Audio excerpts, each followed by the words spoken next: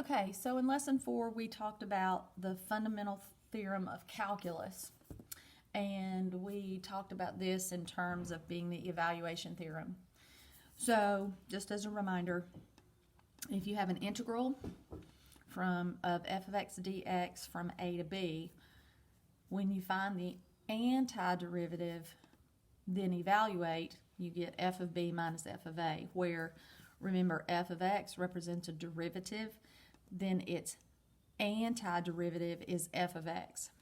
Okay?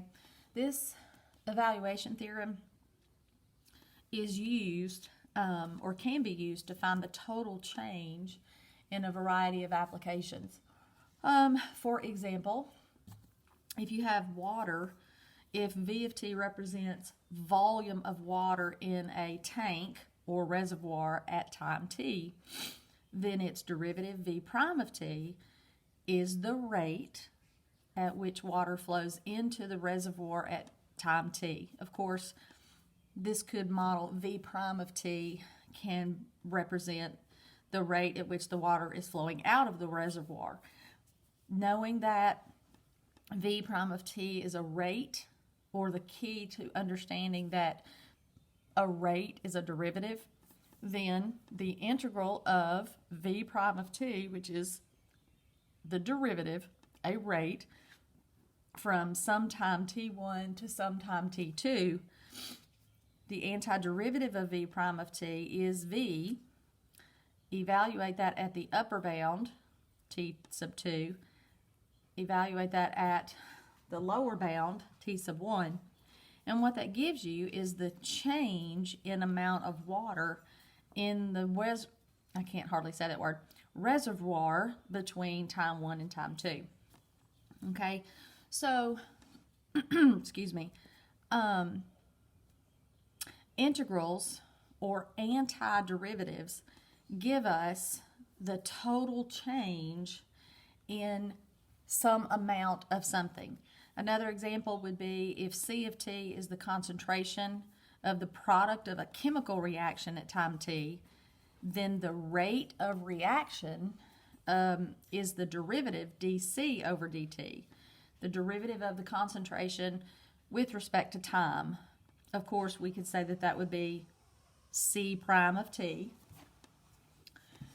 And so the integral of dc over dt from t1 to t2, the antiderivative of c prime or dc over dt would be c.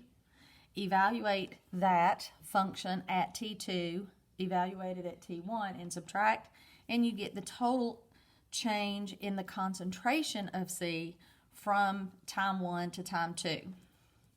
And then another scenario, let me scoot this up, is if an object moves along a straight line with a position function s of t, then its velocity is v of t, which is the same thing as s prime of t, the first derivative of position.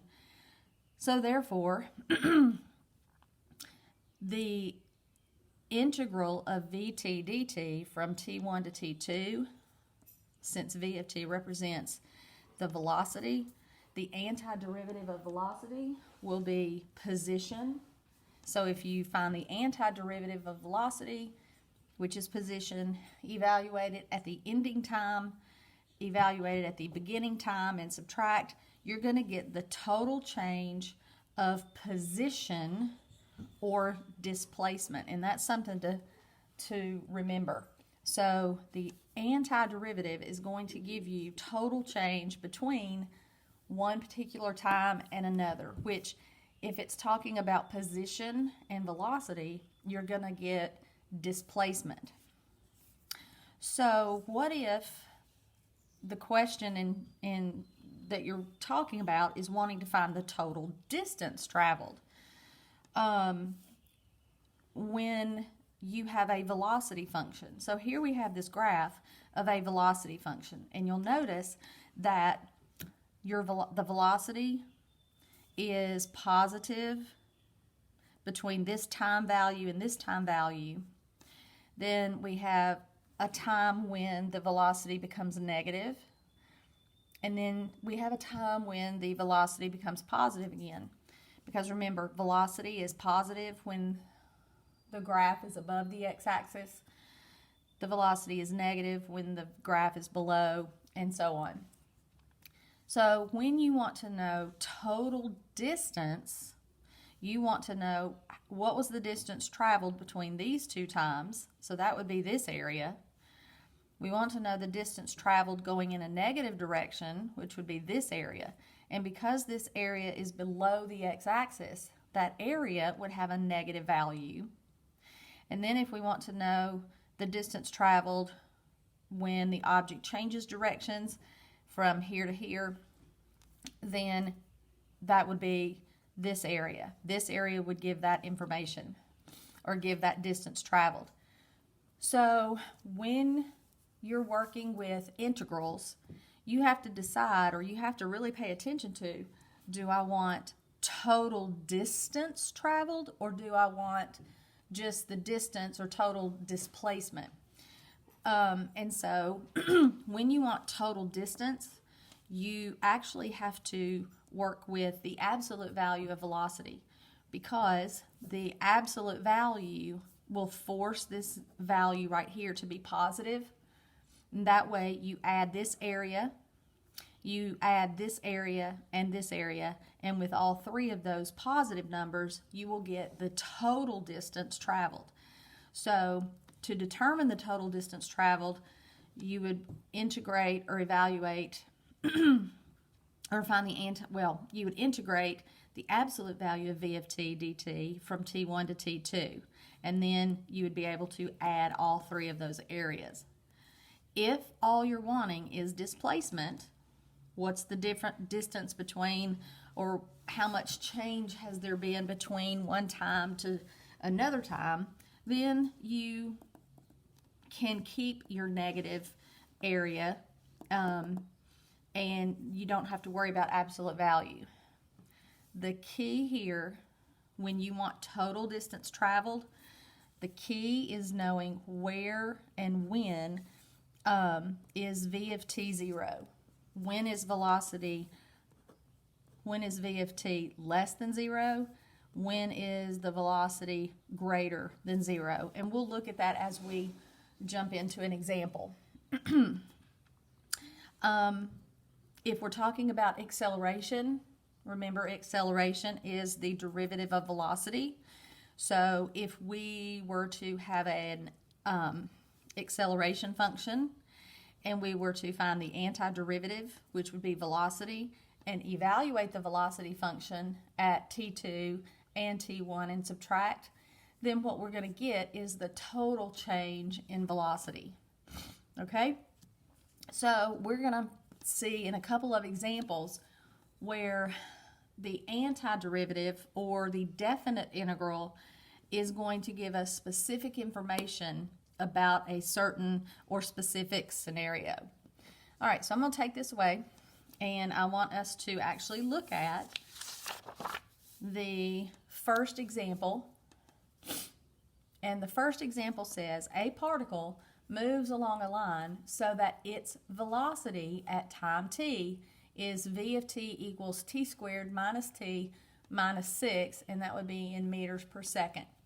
What we are wanting to find is the displacement of the particle during the time of 1 to 4.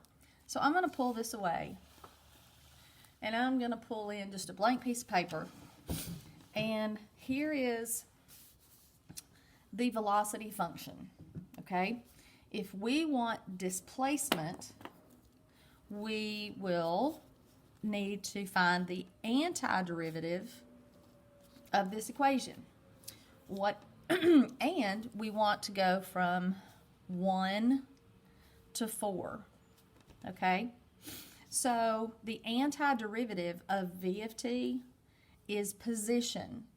So we can label position a number of things. Many times you'll see it as s of t or x of t. I'm not sure why, however, that's just it. So what is the antiderivative of t to the second? That would be t cubed over 3 minus t squared over 2 minus 6t, and because we have upper and lower boundaries, we have, we can evaluate this antiderivative at the lower and the upper and then subtract, and we'll have our total displacement. So here's where you just have to be very, very careful, okay? And before we kind of move on, no, I'll go ahead and continue. So remember, this is now going to give us position or displacement, okay? All right, so now we're ready to evaluate, which is going to be 4 to the third over 3 minus 4 squared over 2 minus 6 times 4.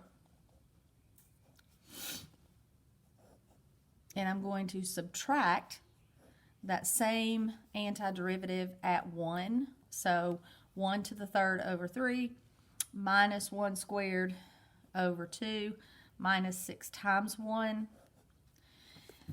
I notice that, let's see what some of this turns out to be. We have 64 over 3. We have minus 16 over 2 minus 24, and subtract 1/3 minus 1/2 minus 6. Okay, so I know that over here my denominator needs to be 6. My common denominator, my least common denominator could be 6. So that would be 2/6 minus 3/6 minus 36 over 6. Over here, my numbers are going to get a little larger. So let's think about this. 64 thirds, that would be 128 over 6. 128 over 6 minus 3 times 16 is 48 over 6. And then 6 times 24 is going to be 144 over 6. All right, so I've got all my denominators in terms of 6. I know on the notes that I provided, I think I kept this denominator. I think I reduced 16 over 2 to 3.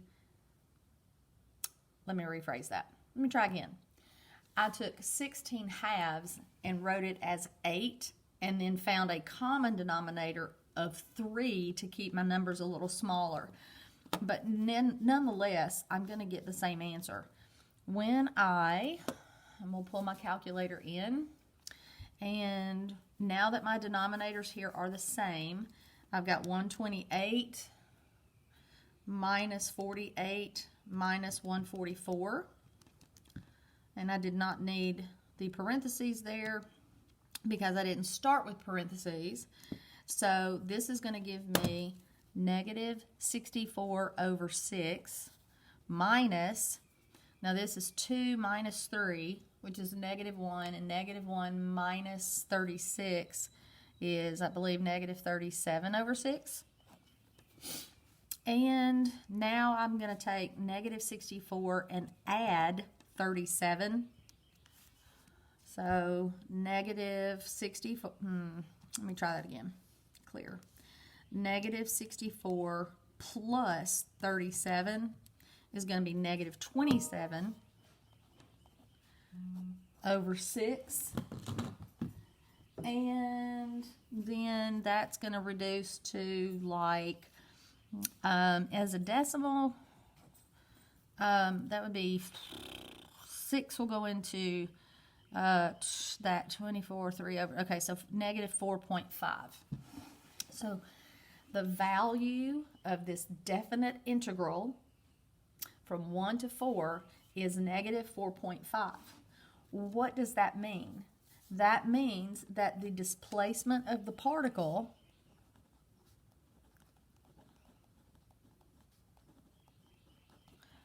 on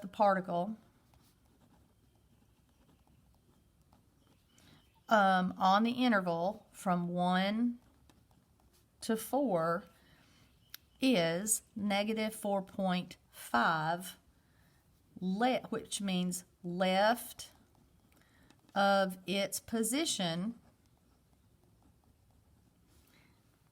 at t equals 1.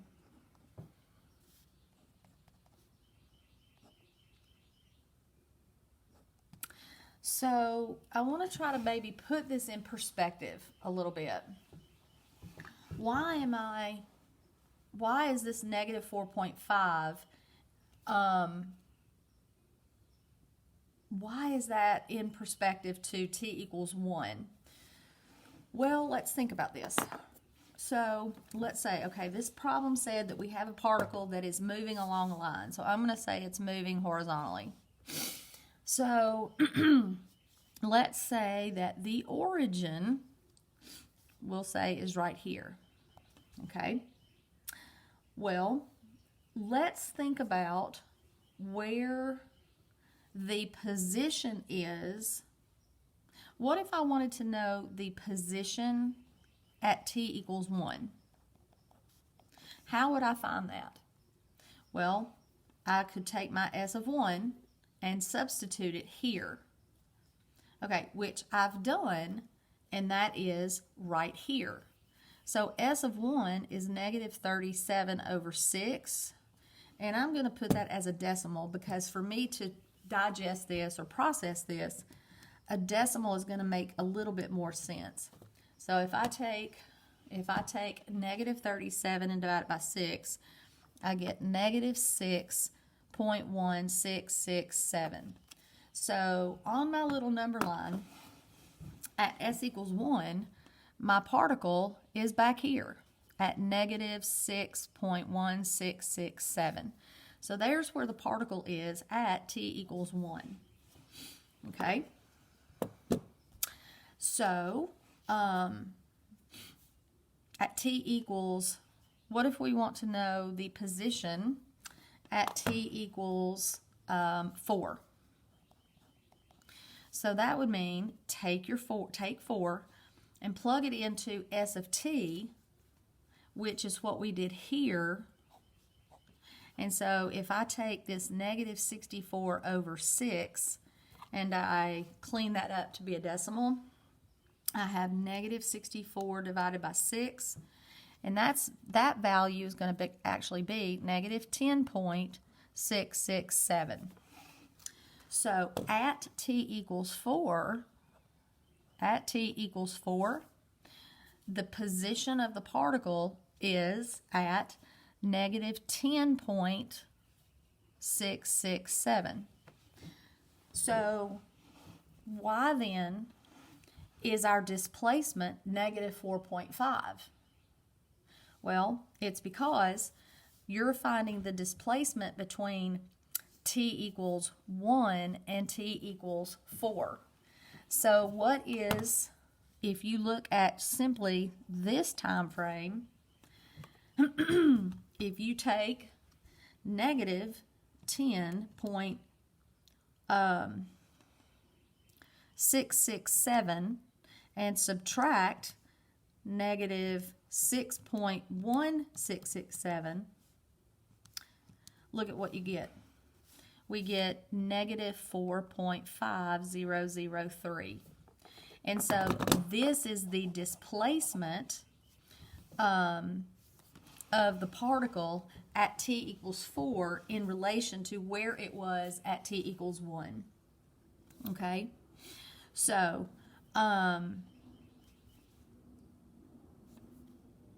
that's why the value here is negative 4.5, and we should have a unit here, and that would be negative 4.5 meters. That's meters.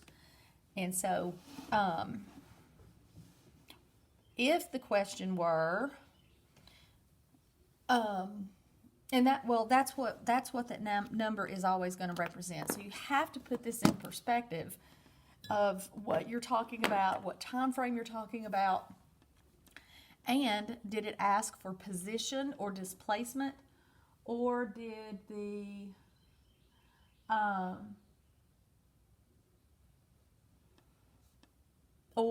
the question ask for distance? Okay, so, all right.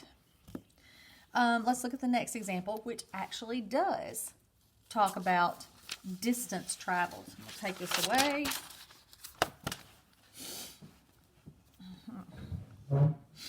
Okay, so we want to know to find the distance traveled. This is the B part. So when you're asked to find distance, you have to take into account where V of t is greater than 0 and where V of t is less than 0. Okay, so what we need then is we need to determine, in order to do this, remember we just need to take our velocity and set it equal to 0 so that we can determine the time when the velocity changes. So our V of t function, t squared minus t minus 6 equals 0. I will factor into t minus 3 times t plus 2. And so when I solve this, I get t equals 3 and t equals negative 2. Well, negative 2 is not on the interval from 1 to 4, so I just get to ignore that. However, what I am going to do is I'm going to picture negative 2. For me, negative 2 on my sign chart is helpful when I do my signs, because t squared minus t minus 6 is a quadratic and it opens up. So my sign chart is going to be positive, negative, positive. So even though I don't have to worry about that portion, I do know that the velocity between 0 and 3 is negative. So the particle is moving in a left direction, and from 3 to 4, the particle is moving in a right direction.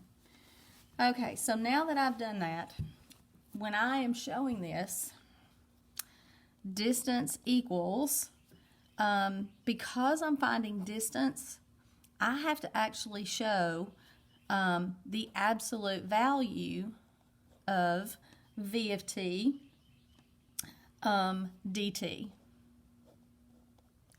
Now, I can now show the integral in a number of ways. In fact, here's my preference. So, I know that from 0 to 3, my integral, or the velocity, is negative, and I need to force that velocity to be positive. So here's what I'm going to do. I'm going to negate that area so that when I find the integral and evaluate the velocity from 0 to 3, I know that this value, when I find that value, is going to be negative. So the negative out front is going to force it to be positive. And that's the purpose of this. Then I will add the integral from 3 to 4, from time t equals 3 to time t equals 4, and I will add that. This value is going to be a positive value, so I can add.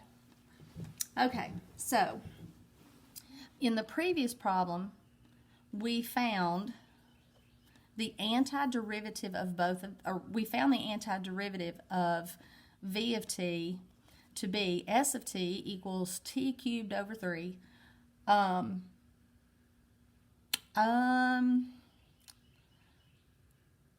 Let's see, what did I do? Hang on a second. Yeah, t cubed over 3 minus t squared over 2. I lost my paper there. over 2 minus 6t. Okay, so here, this is already stated on my previous problem. I don't have to necessarily rewrite it. For your case, though, or just to be on the safe side, I will. So here I want to take the opposite of t cubed over 3 minus t squared over 2 minus 6t, and I'm going to evaluate this integral from 0 to 3, and then I will add t cubed over 3 minus t squared over 2 minus 6t from 3 to 4.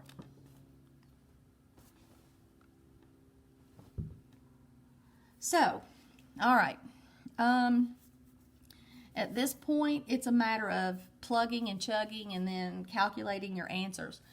I'm going to let you kind of follow the work that I have provided. And I will just jump down to this piece right here.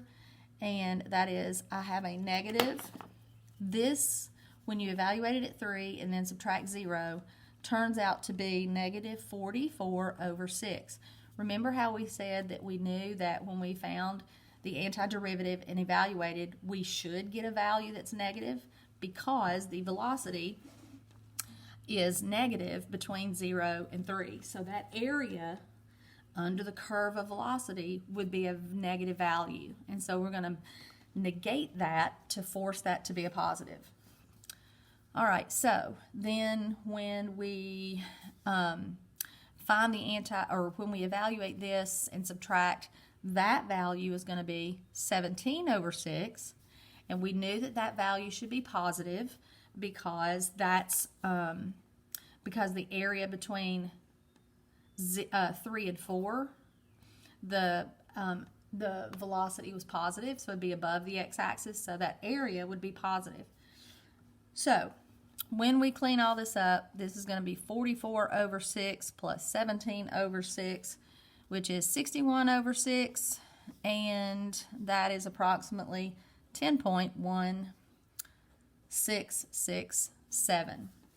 So what that does, what we have here is the distance traveled between time 1, t equals 1, and t equals 4. So the distance traveled between the first second and the fourth second is 10.1667. And so that is, that does make sense in terms of distance traveled. So if you think about, let me just kind of, let's take this velocity function, t squared minus 6, or minus t minus 6. We have x-intercepts at negative 2 and positive 3, and I know it's going to open upward, whatever, and I missed my mark, however. So I really don't like that. Let me try again. I need to make it a little wider. So I'm going to do this. So let's say that this is negative 2. Let's say this is positive 3. And let's say this is 4. So I still didn't do it very well. So what we're looking for, and this is so bad, but what this tells us is that the distance traveled from, actually, I need my 1 on there.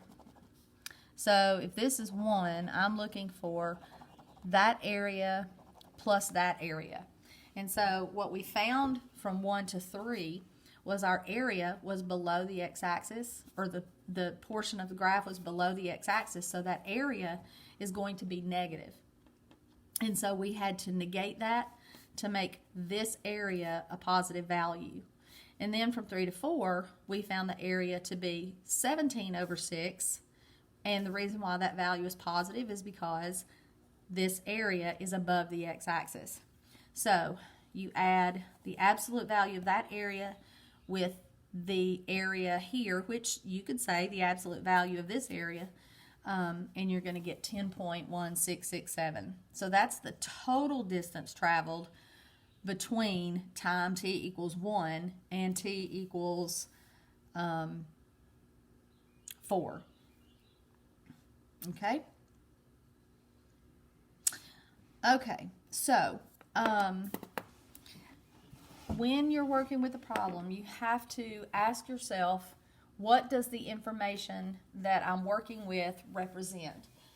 Does it represent a derivative? Does it represent an original function? Please remember that the word rate always indicates a derivative, okay? When you're working with an integral and you find or evaluate an integral, you're finding total change, okay? So this kind of concludes lesson 5 out of unit 5. And when we work through unit 6, we're going to look at specific integrals for specific functions like trig functions and natural log function or logarithmic and exponential functions. So we'll be tying a bunch of things in together, but that's what that particular unit is going to be focusing on. So I will wrap this video up and let me know if you have any questions.